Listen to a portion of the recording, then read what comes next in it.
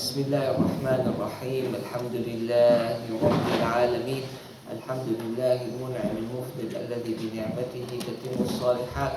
سبحانك يا ربنا لا نحصي ثناء عليك أنت كما أثنيت على نفسك. نستغفرك ونتوب إليك. أفضل الصلاة وأتم التسليم على سيدنا محمد الصادق الأمين المبعوث رحمة للعالمين وعلى آله وصحبه أجمعين. اللهم لا سهل إلا ما جعلته سهلا وأنت تجعل الحزن إذا شئت سهلا. اللهم انفعنا بما علمتنا وعلمنا ما ينفعنا زدنا علما وفقهنا إذا علمتنا. If there's any question about the previous sessions, try to answer them before going on. Otherwise, no questions. Okay. I figure out we may highlight some of the treatment of some of those heart problems. The first one, which was mentioned in the Quran, إن في ذلك لذكرى لمن كان له قلب أو ألقى السمع وهو شهيد. Give you the problem and the treatment. من له قلب, the one who has a heart.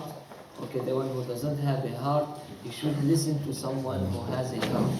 أو ألقى السمع وهو شهيد, to get the benefit. If he ignored these people, he will not get benefit. He will be listening to the Quran, understanding it, or to the maw'iza or whatever, without having a heart. Then you have the dead heart. The dead heart, the best way to resurrect it is by having dhikr of Allah subhanahu wa ta'ala. Dhikrullah is the best thing, to resurrect the dead heart. Then if you have zayg in the qulub, رَبَّنَا لَا تُزِغْ قُلُوبَنَا فَاجْعَلْنَا, we should keep praying to Allah subhanahu wa ta'ala for this extreme deviated heart to return it back. Okay, and you should guide yourself by the guidance that you have in the Holy Quran and in the Sunnah Nabi, in the Ruh al-Mutahhar, because Allah subhanahu wa ta'ala لا تزغ قلوبنا بعد إذ هديتنا. The guidance is the major thing, to return back the deviated heart. It's full submission. You have a question? What's the best dhikr that a person can make for their heart?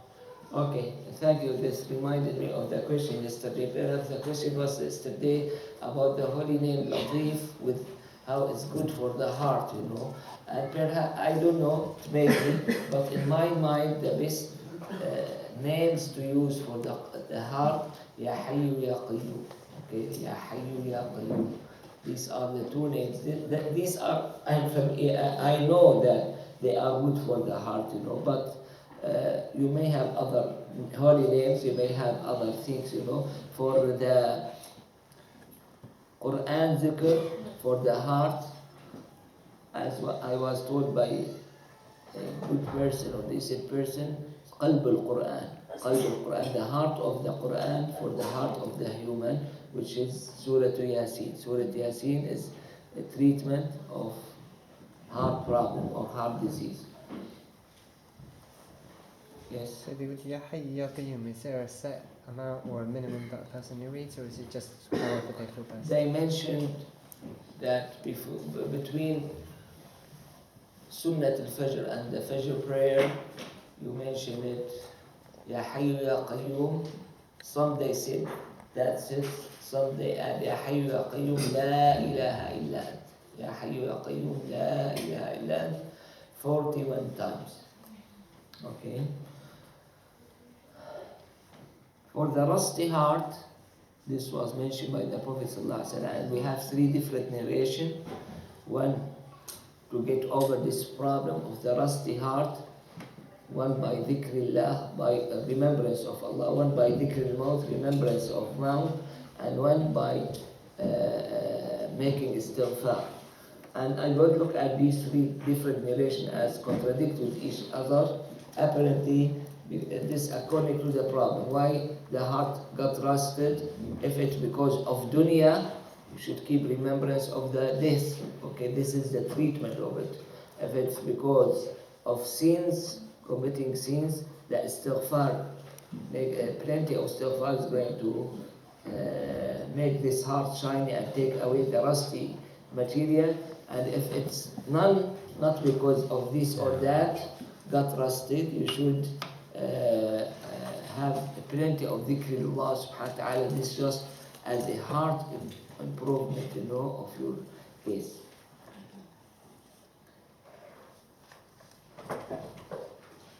It's basically what came through my mind. Okay. قسوة القلب, you have stiff heart or tough heart that doesn't respond to the matters mentioned in the Quran. This we should treat it by either taking care of orphans, this mentioned in one hadith, or by visiting the sick people, or if it did not work, to visit the graveyard, and remembering these people, who passed away, and this is going to soften the heart, make it soft. There's another way, may sound strange.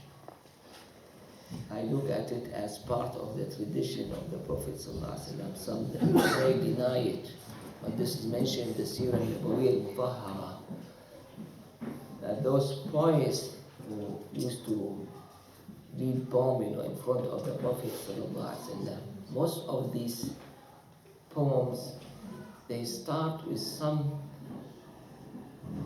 way of softening the heart. Okay, that's mean another way when you have a nasheed, when you have special tune, the nasheed, not any tune, those special tune that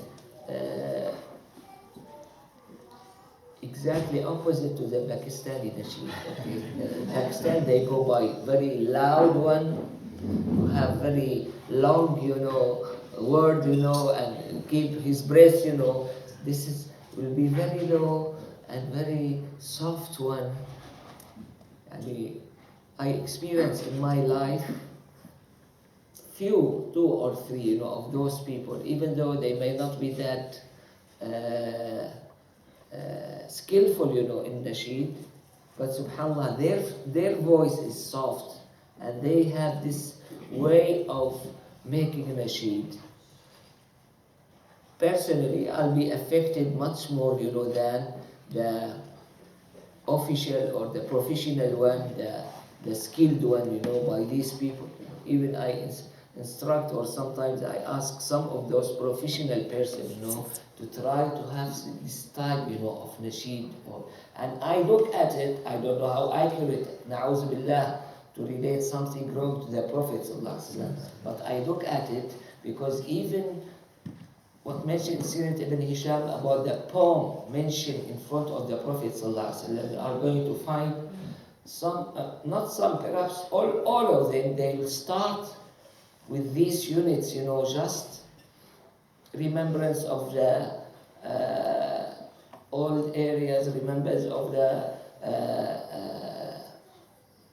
old house that you have, and those matter that the Arab they used to use. For example, the first burda is not Amin Tadakkuri here. Even Amin Tadakkuri, it has something, to try to fly with you to these areas. Jiran Bidi Salam, he mentioned certain areas, surrounding Medina al-Munawwar. But the first burda is by Ka'b al-Zuhair, which was read in front of the Prophet ﷺ. You are going to find this poem, almost half of it not speaking about the Prophet or speaking about the seeking the forgiveness from the Prophet ﷺ. The first half speaking about different issues, speaking about love, speaking about traveling, speaking about all of these matters. And according to some one who gave this question, why this did not gain their fame, among the Muslims, like Burdat al-Busiri, his answer was because this qasida, almost half of it, doesn't speak directly about the Prophet ﷺ. And the Prophet ﷺ, to the best of our knowledge, he listened to the whole qasida. He was sitting there, even though this person was to be killed, by the people of the Prophet sallallahu alaihi wasallam. The Prophet sallallahu alaihi wasallam, you may imagine, sat there, listening to this qasida, which has nothing to do with praising the Prophet sallallahu alaihi wasallam or this or that for a while, which is half of the qasida. I'm sorry, I don't know how many units of it, but whatever the length of this particular qasida, significant portion of it, we call it in Arabic tashbib or ghazal. This is to soften the heart. The heart, not necessarily to get softened, by always Quran or especially if we have some tough verses that, this is may make the heart frightened, or fearful, but this is not going to soften the heart. To soften the heart, you should have some of those, speaking about love, speaking about which make you as human. And I think this is very important, very needed, nowadays. This is my imagination, because nowadays people in general, even the love, nowadays has been abused, made something materialistic, The love has been materialistic, you speak about those old people, not Muslim. Some of them, they are Muslim, some non-Muslim, but they are not religious, and they are lovers, Their love, is not by any physical activity, which it's almost impossible to be imagined nowadays, No one can imagine this, They don't have any physical activity, even though sometimes they may have the ability to practice this physical activity. They will not have any of it, And even they consider it, I'm sorry, I'm going to be a little bit more clear about it, Sometimes when they speak about this point, they'll say, this one is not lover. This seek a child. This person seek a child. You see the way they look at it. The love is a spiritual matter. Okay? The other activities that we do has nothing to do with love. Okay? That's why you have this abuse, and maluse, among the non-Muslim and the Muslim. Okay? Because the love per se has been abused a lot. Okay? And for sure, when I look at this type of love, I'm going to call it very bad one. Okay? But when you have the original love, that one is good one. Why? Because this softens the heart, this put the person down, this is improve his characters, as mentioned in the book, improve his personality and everything. Whereas the love spoken about nowadays, I'm sorry, perhaps this is a surprise for many of you, the love spoken about nowadays is just to destroy the person, and put him down, nothing. He doesn't have spirit, he doesn't have spiritual matter, doesn't have soul. He has this body, and this body is going to be put down, by this and destroyed completely, and by this is going to be just negative from all aspects, Whereas even this is old story, this before the Islam. I'm speaking about it to tell you about how, if I have the ability to put it in this way, when you are taken away from your ordinary life, or what they say, al-ma'loof, and you got used, to your family, you got used to your house, when you are taken away of it, okay, this is going to be a heavy test on you and may have positive impact on you. And they said that the kingdom of Persia, whenever you say kingdom, that's mean the king is going to have his son, the prince, to be a king after him. But these people, they used to look after their children, Is this one eligible or not? Does he have the quality to run this kingdom or not? Okay, not just my son and that's sometimes, which is not always, they will not assign it to the elderly one. You'll assign it to the second one. Or why? Because of the quality, how they look at the person, how qualified. And they said in the Persian kingdom, they have, the king has this son who is lousy, yani all of his characters not good. Okay. And the king complained of it to some of his special people, mustashar, we call it, consultant nowadays, okay? And he told him he should fall in love, and by this way, all of those characters, they are going to improve dramatically. And they said in the story, I don't know how accurate, that the person, the king was successful, to make his son, fall in love, and how that woman, she tried to go away from him and not giving him, any channel of speaking with her or whatever, and this improved his personality significantly and made him different person. What I'm trying to say, for sure, Islamically, we shouldn't do so it's prohibited. It may happen to some of us, without doing it. We are not allowed to do these ways, as a Muslim, okay? But the matter of love is going to change the personality completely. For sure, the best among these people, those who loves Allah subhanahu wa ta'ala. And in the same, not in the same, perhaps in much better way, this is going to change completely their personality. And this, by itself, it's going to make what? To make many people criticize them. Okay.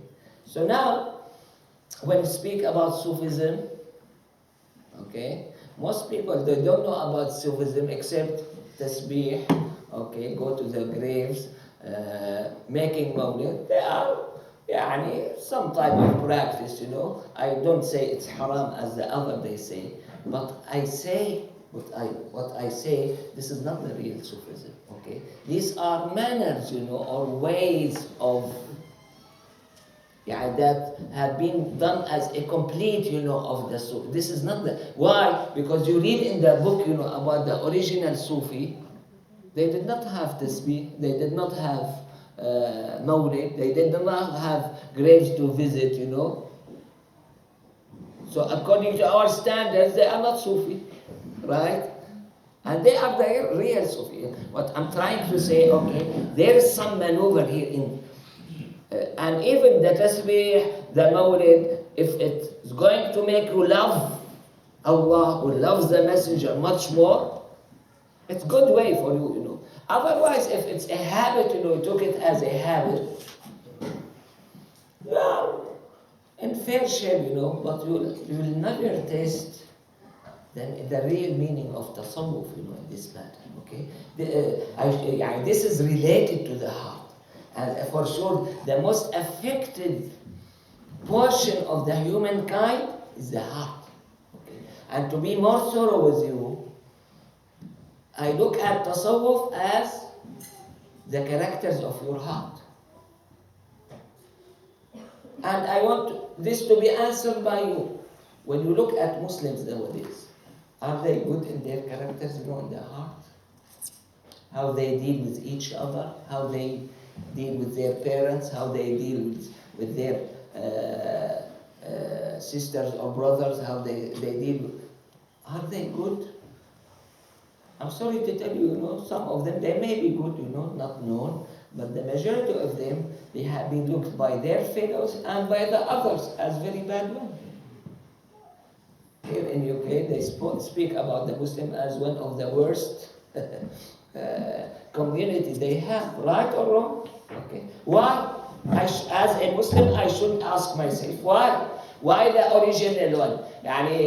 Perhaps those who said that they are Salafi, they will say, we are exactly similar to the first generation. Why the first generation did impress everyone wherever they go? They impress not their friends, they impress their enemies. The one they fight with, and we don't have it. Why? I think my answer is going to be, because we don't have the characters of the heart. They used to have it. Call it whatever you want to call it. I'm not going to argue with you about the name, the title. And that's what one of the Sufi, when he was asked about tasawwuf, he said, التصوف خلق فمن زاد عليك في الخلق زاد عليك في التصوف. Tasawwuf is only characters. The one who's better than you in characters is better than you in tasawwuf. Okay? This, what does it mean? It means your khuluq, your characters toward Allah subhanahu wa ta'ala, your characters toward yourself, and your character toward the others, which has been summarized by the Prophet sallallahu alaihi wasallam in hadith. اتق الله حيثما كنت. Be fearful of Allah subhanahu wa ta'ala wherever you are. وأتبع, this is your way of dealing with Allah subhanahu wa ta'ala. وأتبع السيئة الحسنة تمحها. We are not angel, we are not immune. You may commit some sins, when how to treat yourself. Whenever you have a sin, atbi', that should be followed right away. The hasana should, or the sayyah should be followed by a hasana right away. Okay, this is regarding yourself. وَخَالِقِ النَّاسَ بِخُلُقٍ حَسَنٍ. You should have good characters with the others. Okay? And I'm sorry to tell you, many of these characters, they are condemned nowadays. Softness is not good, Shyness is not good, okay? Some people who are Muslim, they got stuck, because in Islam, al-haya'u min al-iman. Shyness is a part of belief, of your belief. Whereas in the modern, the Western, way, it's condemned. So they try to create two different words, haya and khajal. We have in Arabic language two words. They said haya is good, khajal is not good. Okay, and they try to match what they hear from the Quran or the Sunnah, the tradition of the Prophet ﷺ with their life in a wrong way. Okay, and here what I'm trying to say, characters, I don't think any humankind, you may have some weird one, but you don't have any humankind will accept to be in bad character. Even the worst among us, is going to say, this is the people, they deserve to have this toughness, and I'm the best one, here. Okay, so here you have different attitude, you have different look to the characters. How I'm going to do as a Muslim? And I think the whole humanity, they should have this way. I should look at them as the characters which was praised by Allah subhanahu wa ta'ala. وَإِنَّكَ لَعَلَى خُلُقٍ عَظِيمٍ. The characters of the Prophet sallallahu alaihi wasallam, how he used to be, this is the scale, this is the standard that you should have. And you go by it. And this, from the apparent one, it has been dealt by Kutub al-Adab, like Al-Adab al-Mufrad, written by Imam Bukhari, or Adab al-Dunya wal-Deen, written by Al-Mawardi, or other books, of Kutub Adab, speaking about the etiquette, from outside. Okay. You have the heart. We said yesterday, this is the most important portion of yourself. I'm sorry, this is my experience, I may be completely wrong, the Muslim, they are the poorest, in this point, They are, some of them, they are good practitioners, in fulfilling their obligation, in protecting themselves, of having a prohibition or whatever. But when you look at this, we are really bad. And I have some figures, back in Syria, and in Fajr prayer, they are going to be in the first line. Okay? And for sure, I don't know how many times he did make Hajj, and for sure he make fasting, of every year, Ramadan, and he may have a lot of nafil. But when it comes to deal with him, it's a different story. You have a lot of these people. Why? Just I'm going to answer it by one point. He doesn't have full confidence in Allah. He may feel himself, he has better way than Allah subhanahu wa ta'ala way to handle this matter. Okay? And this is our problem as Muslims. Okay? And here, all of us, We have our ego, we have our identity, we have our habits, we have our personality, and many of educations or theories tells you about what? To strengthen this and make it dominant and this and that, okay? Whereas the Sufi is completely opposite. Going to crash it for you and put it down, okay? And for sure, this has happened, during the time of the Prophet ﷺ. Different patterns, One of the most severe pattern happened to the Muhajirin when they were asked to leave everything behind them and go to Medina. Don't feel this is similar when now you immigrate, let's say, from UK to France or from... No, in the tribal system, when you leave your land, you are of no value. Anyone may kill you. You are stranger. And whatever is meant in this world, you are stranger completely. That's mean in another world you don't have any rights. For sure, the immigrant, they were not sure what they are going to face. Sadat al-Ansar radiallahu ta'ala, they were the greatest one, to receive the Muhajirin. But this was expected by the Muhajirin? I don't think so. They just left everything because of the order from Allah subhanahu wa ta'ala given to them by the Prophet sallallahu alaihi wasallam. Some of them, they left to Abyssinia, in the very early days, left their land, left everything, and all of them, the majority of them, they left to Medina. They don't know what type of persons they are going to face there. And then you have the other one, was the Ansar, who gave up everything, to these people, to the strangers, which again doesn't sound that usual thing, to be done or whatever. Here, I should ask myself, what's going on? There's something here. This is not the human nature. Okay? And for sure, when we say this is not the human nature, for sure, this is not the way we live nowadays. Okay? This is not the way as Muslim we live nowadays. We are Muslims and they are Muslims. What's the difference? I think that this is the main difference. Okay? They were ready to... As Allah subhanahu wa ta'ala mentioned in the Quran, if we ever commanded them to kill themselves or go out of their houses, none of them they are going to do it except few. Okay? I think these few they are going to be among the companions, not among us. Not me also. No, they are going to be among the companions. These few, illa qalilun minhum. And the Prophet ﷺ specifically told you are one of these few.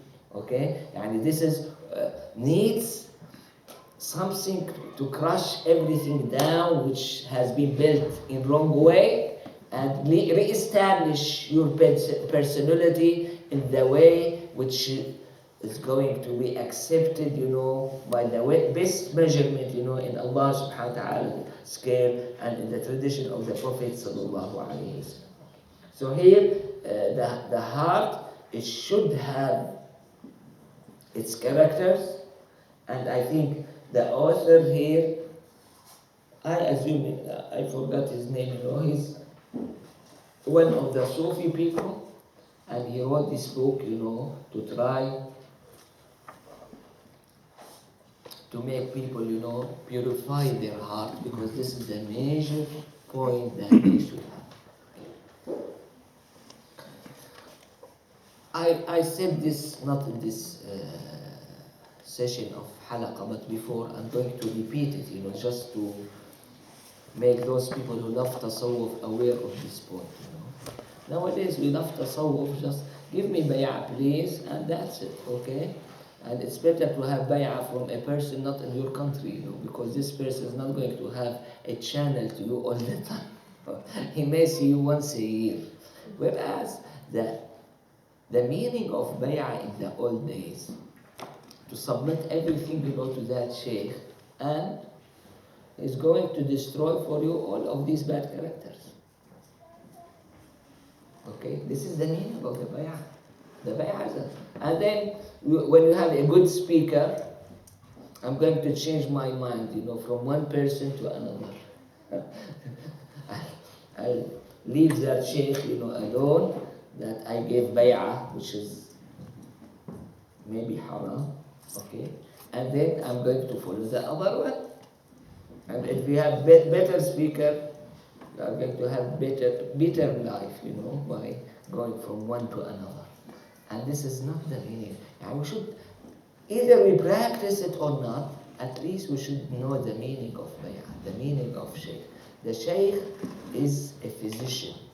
Yeah, that's mean the one who is going to treat your heart, the one who is going to treat your problems.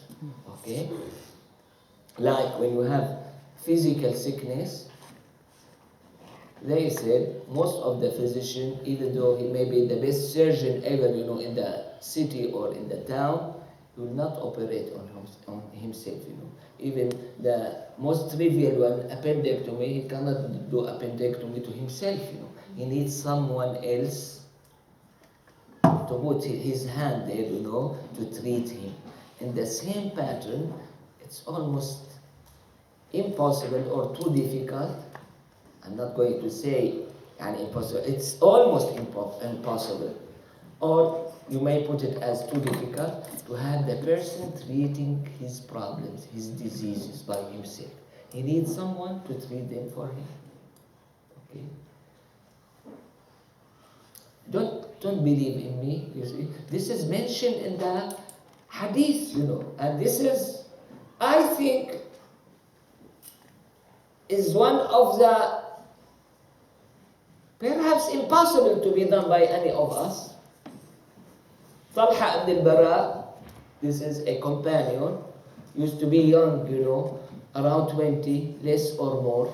This is not Talha ibn Ubaydillah, the famous companion. This is another companion from the Ansar. When the Prophet ﷺ came al Medina al-Munawwara, okay, he showed his real love to the Prophet. So he used to come to the Prophet ﷺ, wipe his face with the feet of the Prophet, do this, do that. The Prophet ﷺ gave him a test. Tough test, very tough. He said, go and kill your father.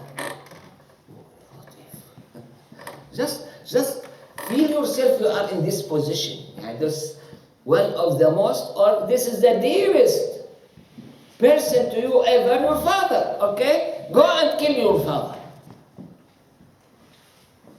You see this command? How strong, how difficult, how almost it's impossible, you know.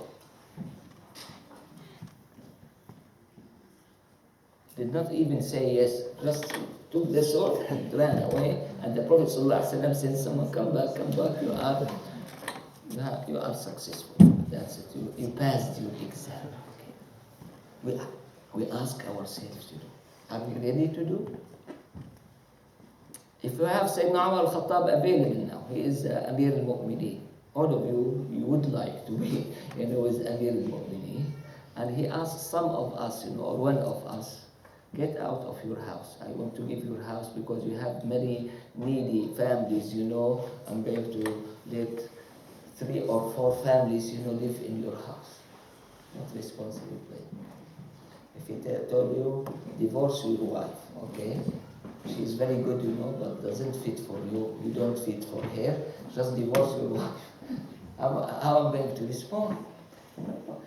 I tell them, you know, I tell my people, we are going to kill Umar ibn al-Khattab by our hands, okay? We are going to kill him because we are not going to tolerate all of these commands. We have an event is coming. I don't know if we are going to reach it or not. All of us, we would like to be with the Mahdi, Sayyidina al-Mahdi, okay? Again, this is a possibility. I'm not sure, but this is a possibility that al-Mahdi, because he's going to be in critical position, he may ask you, give me all of your money. Oh, this is not good, man. This is like these shuyukh, you know, just stealing the money from people, you know. Okay? Or if he told you, ride a horse, you know. Oh my God, I never have been, you know, any horse, how come I'm going to be, you know, drop down, you know, and have all injuries, you know. Are you ready to ride the horse, you know? And And this is the same thing. We said yesterday about Sayyidina Amr ibn al-As, how he was confident in what's said by the Prophet ﷺ, and he let his people, to throw him by manjanik, by this instrument that I don't know, which is horrible one, to make him, go to the. This is the way, يعني here, really, for sure, many of us may not be eligible to this. Many of us may not be able to do this, okay? But if you want to become real Sufi, this is the way. This is the way to have. That's why I hear this story. This person, he came to the Shaykh. First word, go and divorce your wife. We used to have a pile of books here. We'll have a pile of books. This is haram. This is against Islam. This is Allah subhanahu wa ta'ala said, Man harrama zinatullah, and they are going to, they don't understand. They don't understand what's going on here, okay? They give you the permission to get all poisons, in your body when you have cancer by the name of chemical therapy for your body, which they are poisons, and the patient is going to be really in very bad shape. For a hope, maybe 50% less or more. Many of these treatments, they are less than 50%, in success. Okay. And they will not let you treat your soul, your heart. Here is something wrong, okay? Find me. I have no objection. Find me much better drug, or much better treatment than this treatment, and I'll go by it. Okay? The Prophet ﷺ is not the most merciful one, He is the one who made his companion get out of Mecca. He is the one who, just look at this matter, Sorry, I'm not speaking here in theory, I'm speaking about practice. This is, you read it in the Quran and in the Seerah. In Uhud, they were defeated badly. Most of them, they were wounded, severely wounded. All of them, they missed a lot of their dear people. The point is not here. Next day, this was Saturday, on Sunday, the Prophet asked him, let's go out, behind these people who fought against us yesterday. And no one has the ability to go with us except the one who attended the battle yesterday. And I just imagine this army, how they are working, lean toward each other, physically. If you push one of them, and they just obey the Prophet. What army is this, Physically, it's not that good army, but in the hearts, they are the best army ever, okay? Because the one who is determined, to go out, and obey the Prophet, and they have a lot of healthy, strong people in Medina, and the Prophet will not let anyone of them, go out with him except Sayyidina Jabir ibn Abdullah. This was the only exception they have ever. And next day, we are not speaking about 1 week to get better. No, next day, you are obliged to go out, and no one has the permission to go out except those who attended the battle yesterday. And just imagine that army, how it's going to be. Emotionally and physically. They missed a lot of people, and Allah subhanahu wa ta'ala praised them in the Quran. الَّذِينَ اسْتَجَابُوا لِلَّهِ وَالرَّسُولِ بِبَعْدِ مَا أَصَابَهُمُ الْقَرْحُ. Those who obeyed Allah subhanahu wa ta'ala as His messenger after they were badly wounded or has deep problems. استجابوا للذين أحسنوا منهم واتقوا أجر عظيم. الذين قال لهم الناس إن الناس قد جمعوا لكم فاخشوهم. Even those people, they were frightened. They were warned by someone else that army is going to go back to you and is going to fight against you, and this, they said, حسبنا الله ونعم الوكيل.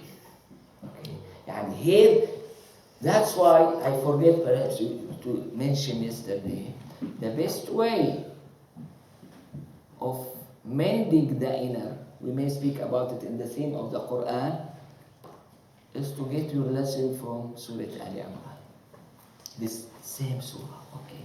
The best way of having your treatment in detail by your method, of understanding and analyzing and whatever is Surah Al Imran. Perhaps Surah Yasin is as a zikr, you make it as a zikr.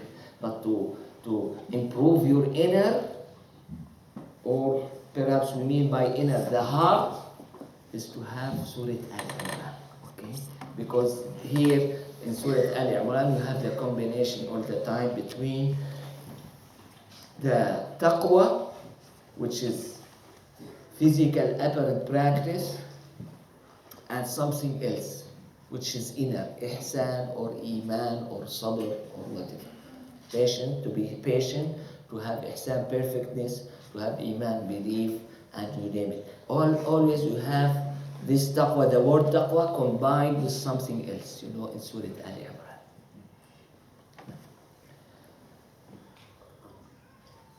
And in the seerah of the Prophet ﷺ, perhaps, I don't know, but this was what was chosen, the story which was chosen, and here is Surah Al-Baqarah, and Surah Al-Baqarah you have many stories, different stories. But in Al Imran you have only one story, which was chosen to be put as the practice, the practical, the look, the physical look that you are going to, the model that you are going to have as someone who cured his inner of all of these diseases, the companion of the Prophet ﷺ. They did not put anything else. They completely, Allah subhanahu wa ta'ala chose this event, to be put in this place as a practical. And you may take the first half of Surah Al-Imran as theory and the second half as practice, how, or they call it nowadays workshop, Sorry, we went out, the subject, but this I think too important, just to criticize ourselves, okay? We should know this, we should work hard for it, we should have some portion of it, perhaps we are not going to be as these people, but we should be familiar with this. We have deficiency, okay? And this is going to be criticized by different type, of people. Why? Because they did not taste it, okay? And as I said at the beginning of my talk, that the real love, not the love that has been abused nowadays all over the place, not only here, wherever you go, the love is a bad word, in this practice, whereas that love is a good word, and the best love, is when you love Allah subhanahu wa ta'ala or His Messenger, and this is going to be one of the best way, of getting over all of these sickness, all of these disease, all of these bad hard characters, okay? Bay'ah, want to get bay'ah, this is for barakah. Don't think yourself that you under a supervision of a person that is going to take care of you. This is just same as what we have practiced nowadays. We keep that chain of the ahadith, even though we are not similar to Bukhari and Muslim and the other. Please give us ijaza in ahadith. Okay, you want to get ijaza. But how good you are in ahadith, Allahu A'lam. You have people, they spend all of their life just collecting ijazat. They have more thicker than this, one paper. If you imagine it as one piece of paper, they have thicker than this because they meet with it. I should speak about all of these practices, okay? Here, the one who spent all of his life just collecting, ijaza from this Shaykh and Hadith and the other, and collect like this, and sometimes they are too silly, they will call it, I heard about people in, all of these people, they have the telephone number of those old people all over the world, not in their country. They will call him, okay, please, I want ijaza. Okay, you want ijaza? Take ijaza. Okay, ahlan wa sahlan, take ijaza. The most funny story that I came through in Morocco, you have a woman, old woman, She was given ijaza by her grandfather, who was real scholar, and she did not know about it. They called her, you have ijaza from your grandfather, please give us ijaza. Oh, I have ijaza, take it. It's okay to have these chains, and be kept, in the nation. But this is not your aim. This is not your purpose. One is enough. 2, 10, okay? But to spend all of your time doing this, and forgetting that you should, firstly, let's be thorough about it.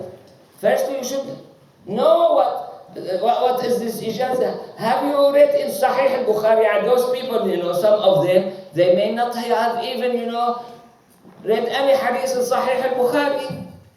Okay? Or if they read in Sahih al-Bukhari, for sure in Tirmizi, and if they read in Tirmizi, for sure in Daraqutni, and you name it.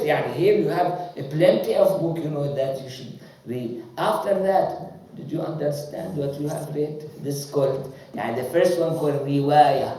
Okay? The second one called diraya. You understand what's coming on. Okay? And this is one of my complaints. Nowadays, we have a lot of riwayah.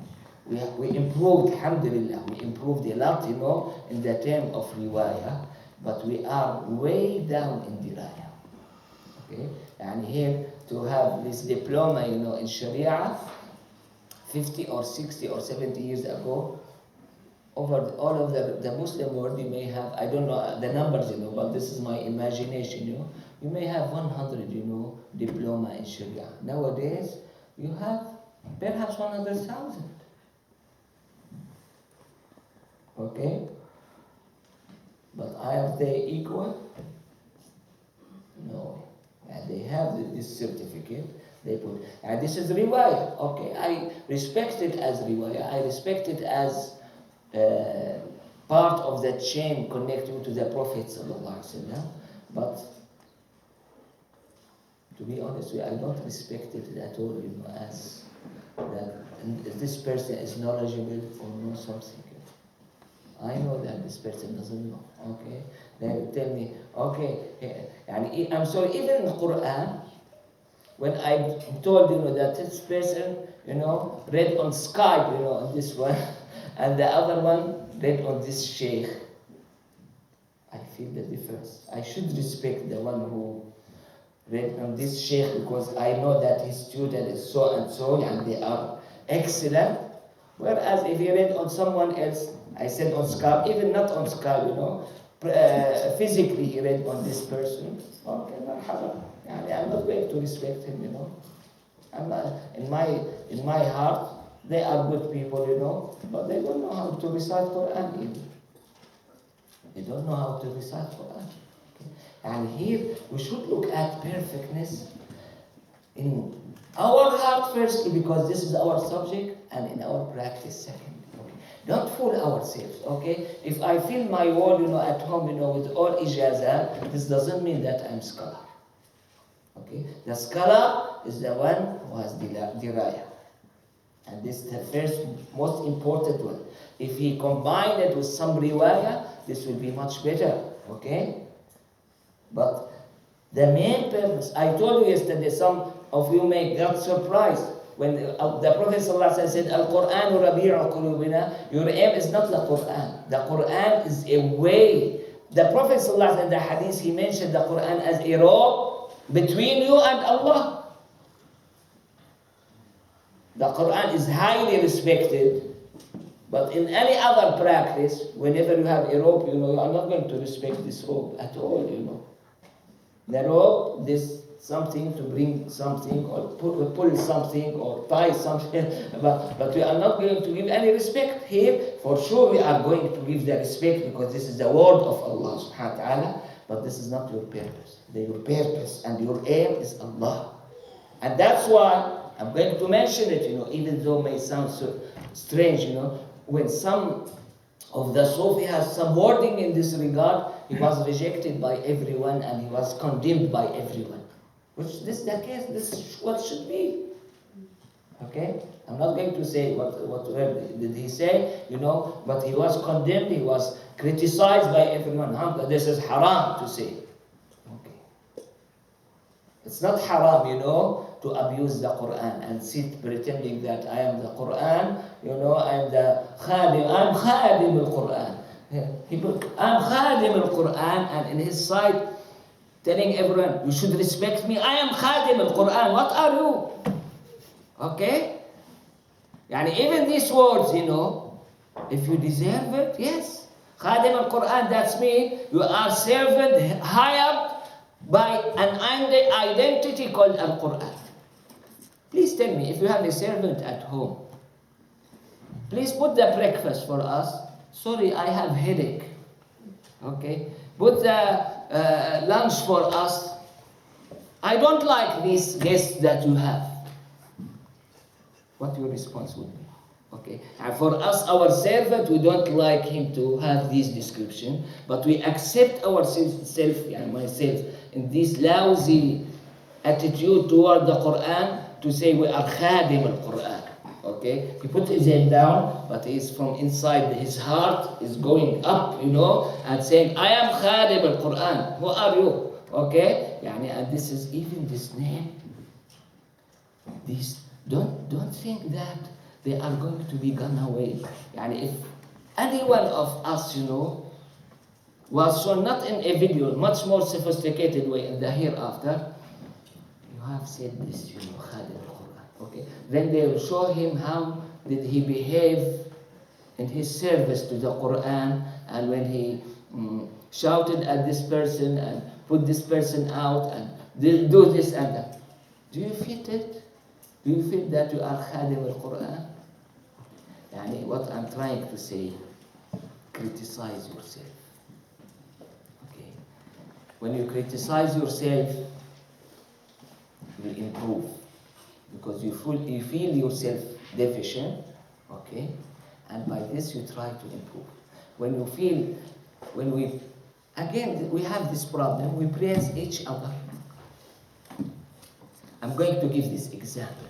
Because all of these matters, even though maybe feel that this not our subject, but it's related to our subject, and we have it in the practice all the time. At least we have it back in Syria, okay? When someone prays the other one, say it's okay. There's hadith that whenever the believer is praised, the belief is going to get more and more in his heart. إذا مدح المؤمن ربى الإيمان في القلب. This is weak hadith. We have much stronger hadith that when you praise someone as if you cut his neck. To be honest with you, I believe in two hadith, okay? And they should be used, both of them. But we should be selective. We should know when to use the hadith about the believer, that whenever you praise him, this is going to increase the belief in his heart. And when you are going to cut his neck, which is too dangerous, And there's no intermediate phase, Either you are going to cut his neck or make the iman much more, in his heart. Shouldn't we be selective? Here, this abuse of these ahadith. Let everyone praise everyone.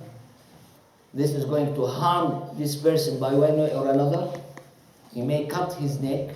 And the worst, what is much worse than this, if you have a problem with that particular person, yesterday he was an angel and today he's a devil. The same person, you praised him yesterday, and today because he took 10 pounds from you, and how cheap is this praise? It doesn't worth even 10 pounds. Let's be real, practical. It does not worth 10 pounds, when he took 10 pounds, all of a sudden this person came from an angel to a devil. You were wrong in the first one and in the second one. He's not angel, neither angel nor devil, okay? He's humankind. He has his mistake. He has his problem. He has the qalb al-musaffah that we said yesterday. And this is the problem. He's not a devil. And we were wrong in both aspects. Sorry, you have a question here if you want to ask, or you forgot it? Yeah, just about, I mean, the UK is quite a growing number of, I don't know how to say, fake sheikhs, and, you know, they're collecting thousands of murids now, and it's mostly young men who are following them. What can be done? I mean, these are people that don't have, you can tell they don't have knowledge. They're just sparing out a few hadiths, and they can't decide if they're wrong or anything. But they'll say things like this. They've had the prophet in his dream telling them they don't need to read Salah. They don't need salah? Yeah, it's true. I've seen it. I read it recently. I read it, in the iPad, about a person condemning the Sufi. They said so. So this is right.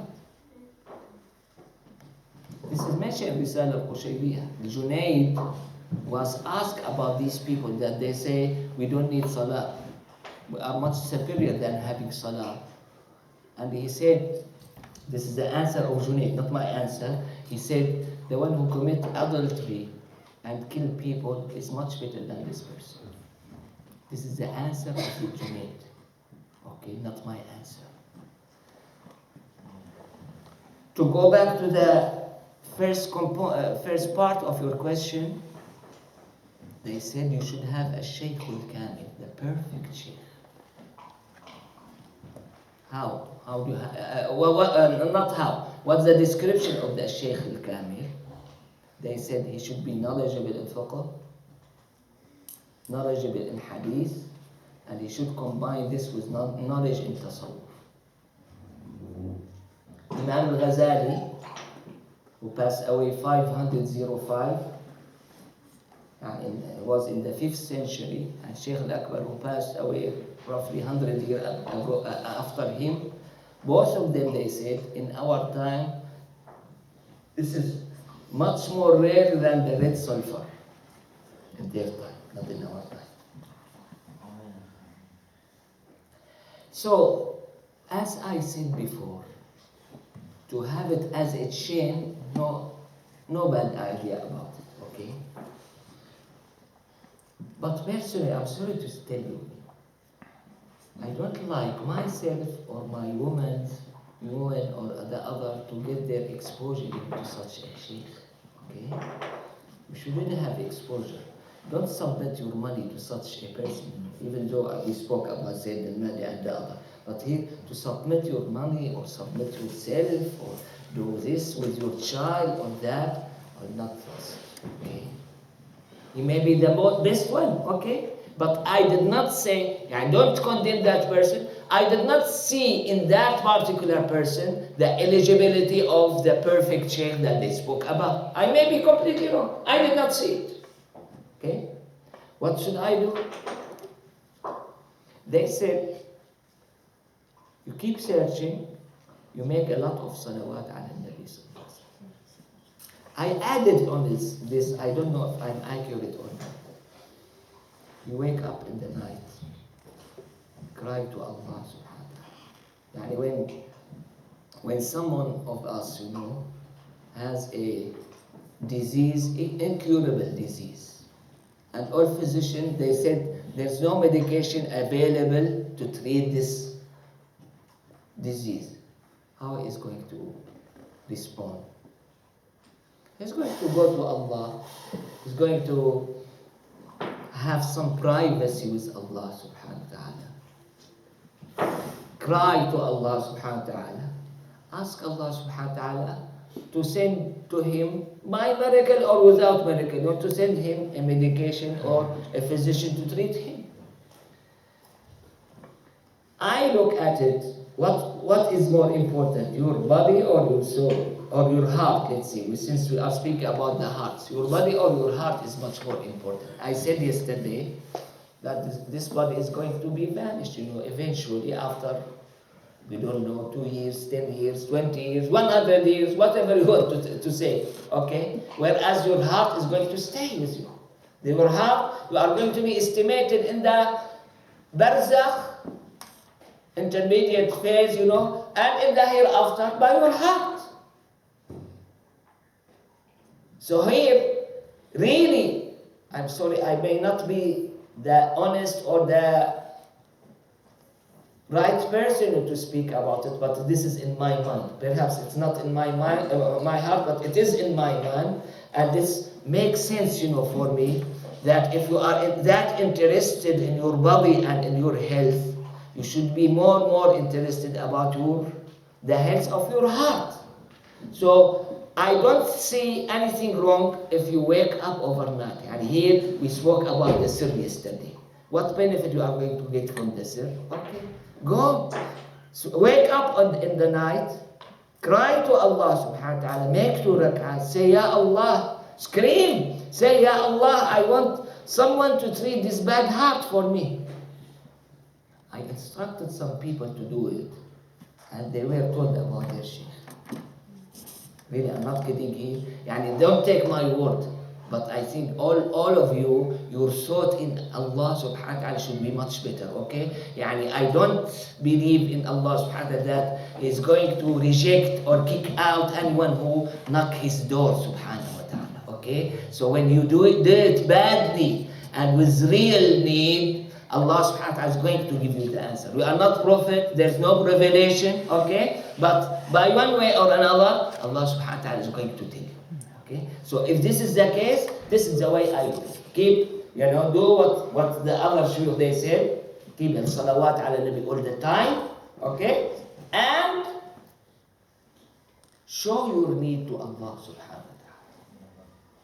Okay? I'm sorry to tell you this in our life practice,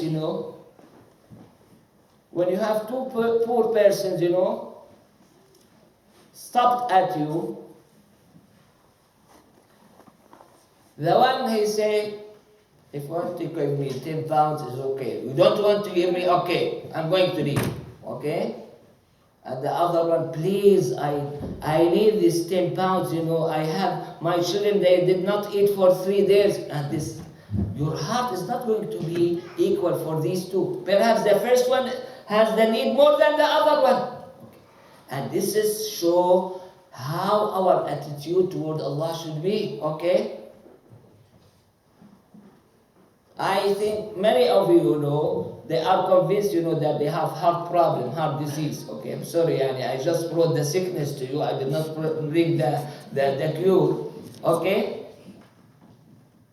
If you are convinced that you have heart disease, I'm sorry, I'm going down, I'm slave, I don't have anything, Go to Allah subhanahu wa ta'ala, ask Him to find the cure of it. Okay? And this is recommended or not? Let's take it from the seerah. I'm not going to speak about it, from my side. Let's go to the seerah. The Prophet ﷺ, Ghazwat Badr, he was guaranteed of the victory. And when we said guaranteed, that's mean in our imagination 100%, no doubt, complete certainty and definite. How did he spend the night before the battle? How did he spend the night before the battle? He's above 50. He's going to fight next day. It's going to be hard on him. Lot of difficulties. The Prophet ﷺ, yes, I read in the seerah that they built arish for him, like a small room, of trees or leaves or whatever, But according to Sayyidina Ali bin Abi Talib, he was in the front all the time during Badr, okay? This is the above 50 person, He was in the front, and the most brave one, the one who may stand next to him, sallallahu alaihi wasallam. Okay, he did not spend perhaps, I don't know what of his time he spent, in the arish or in this room, How did he spend his night? Everyone sleeping of their companion, and he spent the whole night praying and crying to Allah subhanahu wa ta'ala. Because Allah subhanahu wa ta'ala loves this attitude from you. You should show your need to Allah subhanahu wa ta'ala. And for sure, we are not guaranteed. We are guaranteed by Allah subhanahu wa ta'ala. Okay? The one who is sincere with Allah, he is guaranteed with Allah subhanahu wa ta'ala. And He should show some. We are not going to be that good, or that perfect as the Prophet, but we should spend some nights, not all the nights, winter is coming, and you have, I look at you people, as the lucky one, even the one wake up at 7 or 6:30, he may have Qiyamul Layl or Tahajjud or whatever of that regard, It's not available in all countries, okay? So here, why not to practice this? Sleep 1 hour, before. Sleep 1 hour before in the night and have night prayer. Start it in the winter.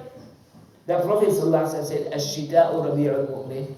Winter is the spring for the believer because it has very short day to be fasted and very long night to pray. And you have that chance to sleep and pray, to have the habit. So here, to go back to your answer, a lot of salawat ala nabi, and just remember the attitude of the Prophet ﷺ at the night of Badr. Okay? If you feel that this is something needed to you, this heart is going to kill you or to change, to jeopardize all of your career or this or that, I don't think this is wrong idea, to beg Allah subhanahu wa ta'ala, to cry to Allah subhanahu wa ta'ala, to scream sometimes. If you don't have anyone at home, you may scream, you may have one of our friends here, they did it, and make everyone wake up. What's going on?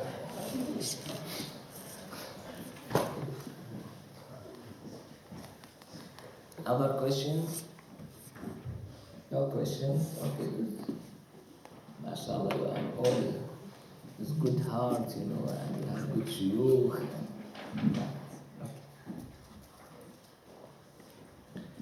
So that's what I wanted as introduction. Some of it, I still feel it's not that perfect, This is my plan, but the problem, I'm busy, I'll go back to different area, I'll be busy, I may not do it. If someone has the ability to do it, pick up firstly from the Quran. All verses speaking about the heart. And look at the description given there and put it under 3 categories, praised, condemned, and neutral one. I think this is a very good idea, okay?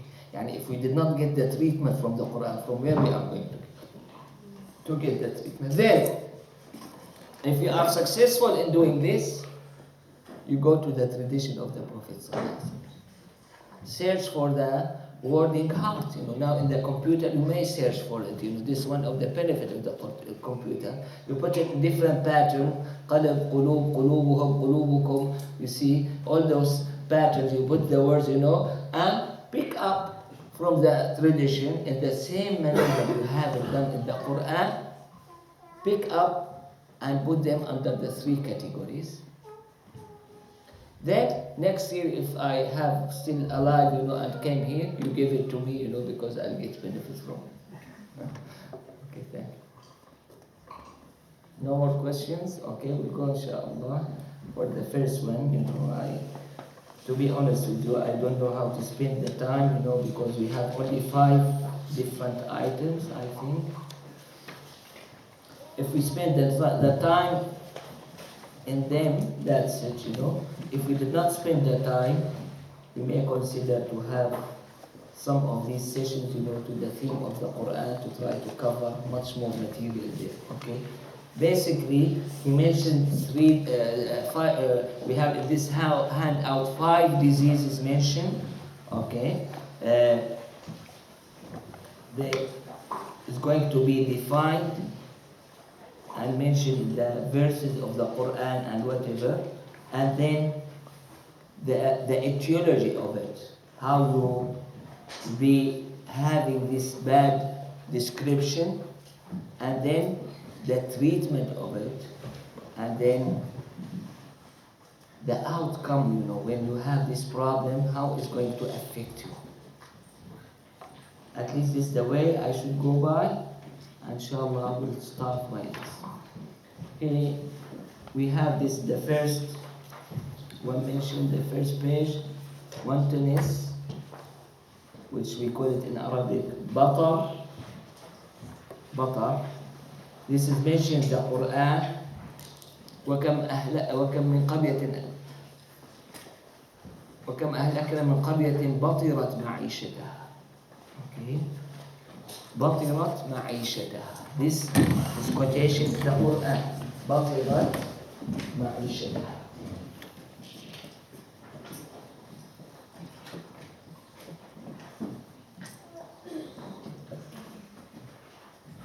Okay. The roots of this word is batar. Batara. Okay.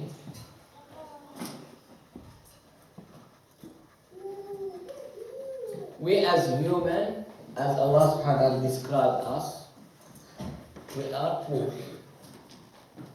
And Allah is the rich. Ya ayyuhan nas, all people, you are poor to Allah subhanahu wa ta'ala, and the rich and praised is Allah subhanahu wa ta'ala. What does this mean? As a personality, as an identity, I don't have any eligibility for any skill or any strength or any power at all. Not in the hereafter, in this life. Okay? So what does this mean? That means everything was given to me from Allah. My physical shape, my intelligence, my money, my grades, my certificates that I have, the acceptance, among the people, all these matters, doesn't belong to me. They belong to Allah subhanahu wa ta'ala. And for sure, for all of us in this life, they are going to be for a while. They were not with me, for sure. When I was born, I was not educated. I don't memorize the Quran. I don't have any money, and you name it, okay? This, just to tell me, much more, that this is given to me by Allah subhanahu wa ta'ala. And Allah subhanahu wa ta'ala, this is His rule in this world, that eventually is going to be taken away. Some of us, this is going to be taken away during their life. All of us, whenever we die, everything is gone away. No more beauty, no more smartness, no more anything. Okay, no money. One person, in Syria, he told his children, I have done everything, please, when I die, don't wash me, okay? Just wrap me and take me in. And they asked us, is it possible to be done? They said, no, haram, you should wash it, okay? They tried to take the clothes, and he put all of his money inside. I want to go to grave, with his money and don't leave anything for his children or whatever. And this failed, this tribe, it's failed. What does this tell us? This money doesn't belong to us, don't belong to us, okay? Your wealth don't belong to us, to you. Your health and you name it. I speak about wealth and health, you may apply it to all gifts given to you by Allah subhanahu wa ta'ala.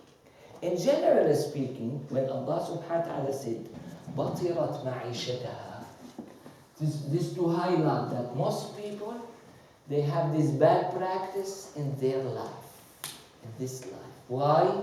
Because they are interested in this life. They are not interested in the other qualities, namely to be mufti, to be hafiz Quran, to be this and that. They are not that interested. Okay, so what? Okay, but they are interested about money, beauty, intelligence, high degree, PhD, and you name it. Okay, and other matters. I may not be able to. Okay, so here it's good to have these high levels, of this life. But we shouldn't forget your origination, from where you are originated, your previous life, how you came to this world, and you shouldn't forget how you are going to go from this world. Okay? And by this, Allah subhanahu wa ta'ala told us about the money, which is perhaps the most one that we compete with each other, we make haram, we do this and that, just for money. I'm sorry to tell you, even the beauty, the high degrees, and even the religion is going to be sold with money. Yani the money is the most valuable matter in the life standard nowadays. Okay, that's why Allah subhanahu wa ta'ala gave example of it. This money in your hand, you are assigned to take care of it by Allah subhanahu wa ta'ala.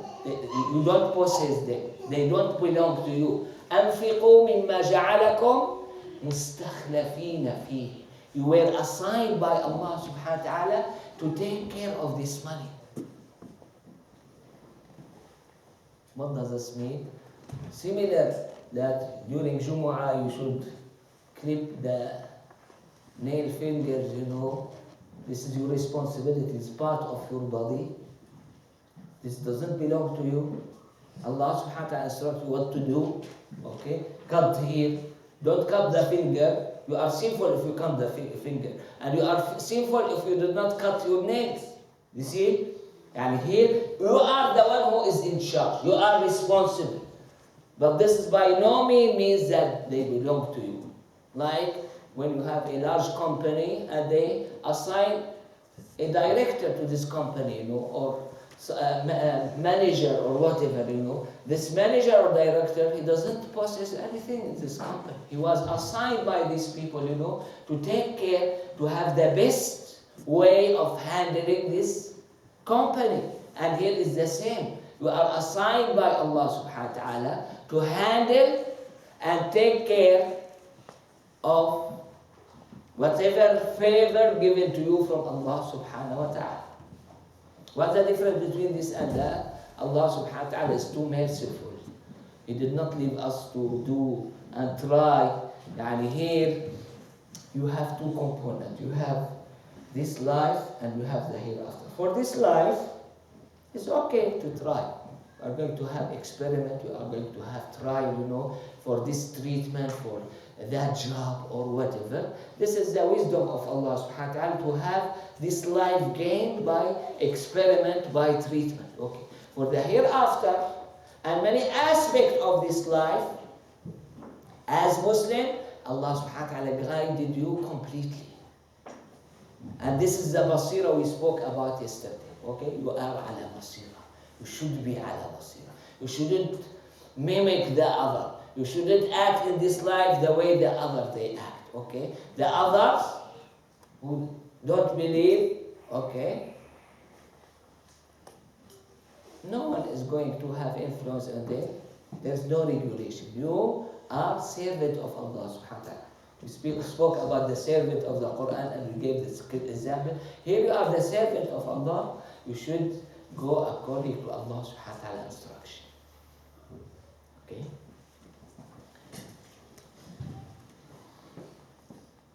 I'm going to show the problems here. One of this is the first point. Okay? Many of us will think that out of my smartness, out of my effort, because I spent a lot of nights, studying, out of this or that, I got it. And as if he found that he deserved this and Allah should pay him this money or should give him this, that, okay? So here we tend to forget the original point, of being given this, and try to relate it to ourselves, which completely wrong, okay? This is one of the main problem that is going to create battle with you, okay? When you look at yourself as the one who deserves, who is eligible to have these matters. The second point,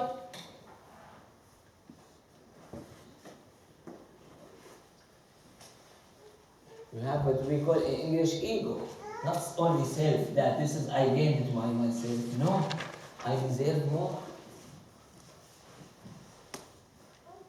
Why so and so earn, let's say, this amount, of money per month, and I am less?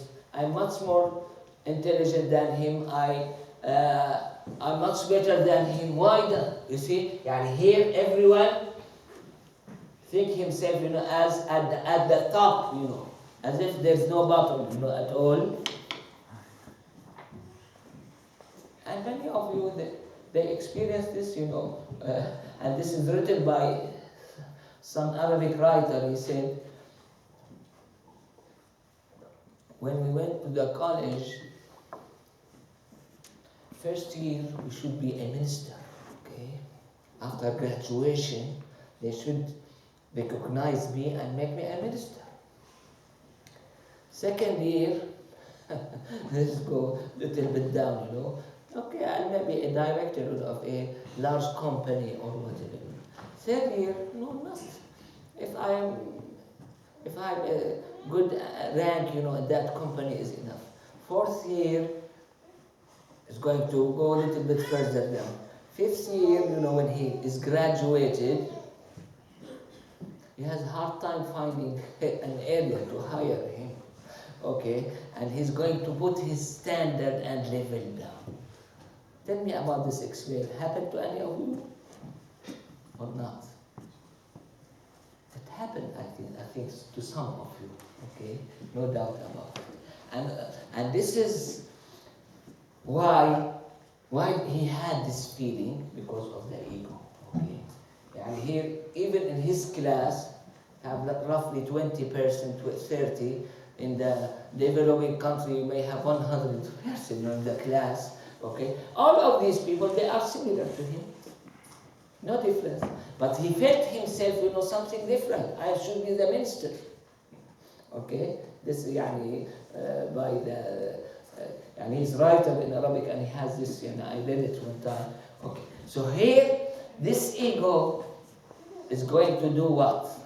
Is going to elevate your expectation. You are going to have high expectation.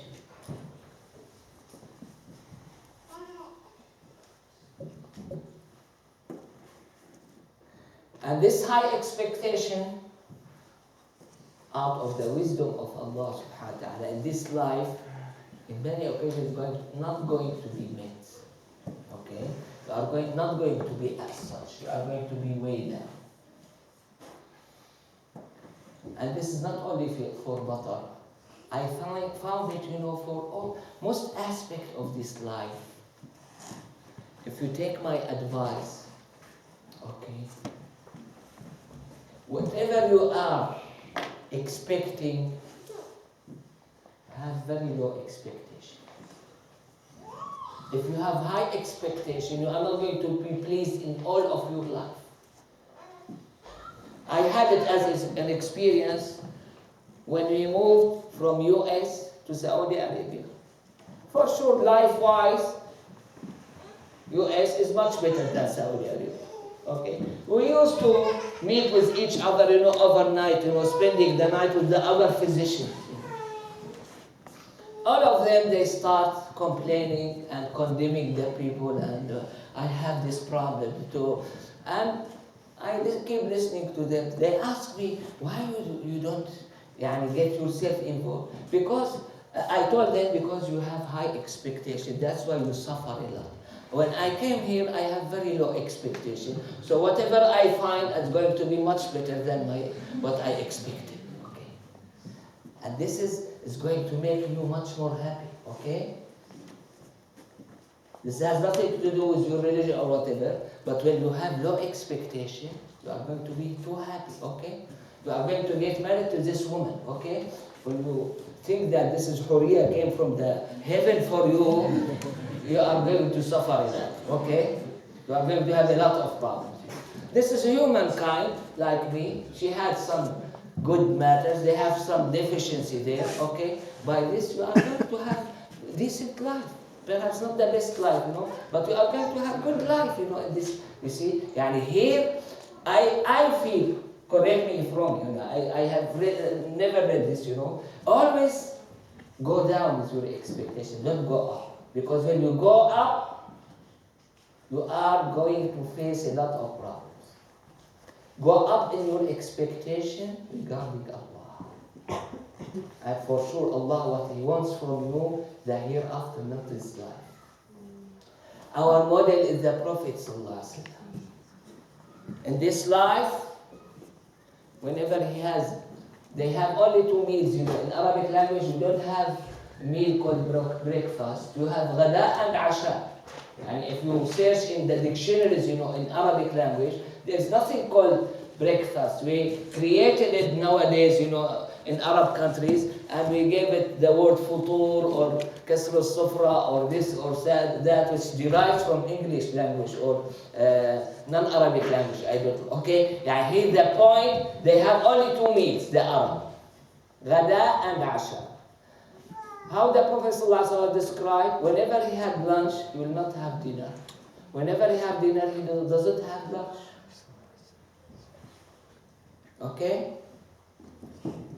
The other point, when they included the houses of the Prophet ﷺ in the mosque, this happened roughly in year 80, of Hijrah, roughly 70 years after the death of the Prophet ﷺ and the death of his wife. They included all these rooms or all these houses, inside the mosque. And the people of Medina, they start crying. Okay?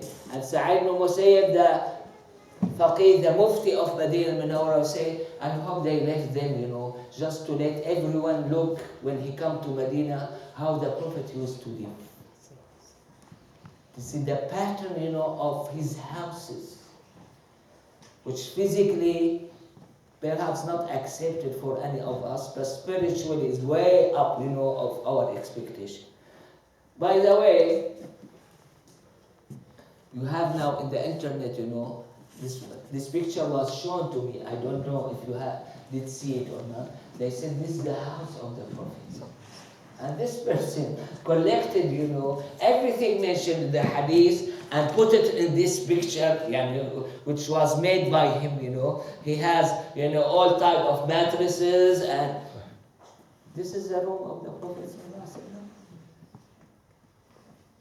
When Sayyidina Umar al-Khattab, he entered the room of the Prophet ﷺ, he said, nothing available in the room except a little skin, of sheep hang to the wall, and that's it.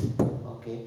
Here, that person collected everything mentioned in the hadith. He thought that the Prophet ﷺ, similar to us, is going to keep everything. When you have this table given to you, you are going to keep this table, you are going to keep the chair, you are going to keep the locker, and you name it. This is not the pattern of the Prophet ﷺ. This may be at his house, today, and will be given away tomorrow. Okay? What I'm trying to say, what we see in this picture, if we did see it, perhaps all of those items, they came to the house of the Prophet ﷺ, but not at one time. Okay? This over 10 years. Okay?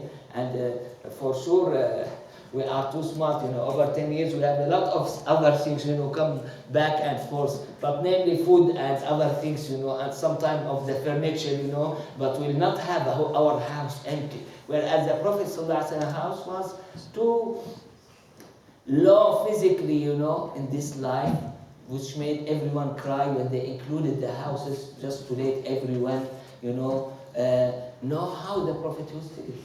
We have this. We don't need all of these matters. We read this in Quran. In Surah Al-Ahzab,